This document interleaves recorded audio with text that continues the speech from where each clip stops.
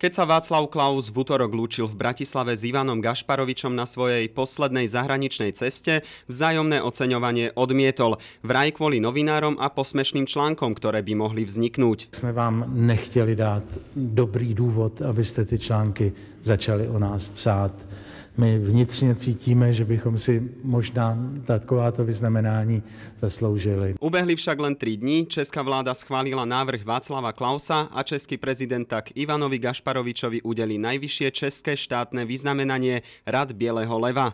Gašparovič zase včera Václavovi Klausovi udelil Rad Bieleho dvojkríža, ktorý je najvyšším slovenským štátnym vyznamenaním. Pán prezident už počas tlačovky po stretnutí v Bratislave na rozlúčkovej návšteve pána Klausa povedal, že čo sa nestalo, sa ešte môže stať. Obidvaja sú stále prezidentmi a ešte stále je priestor na to, aby si vymenili štátne vyznamenanie. O tom, kedy a akou formou si prezidenti vyznamenania odovzdajú, teraz česká a slovenská strana rokujú. Kristián Čekovský, RTVS.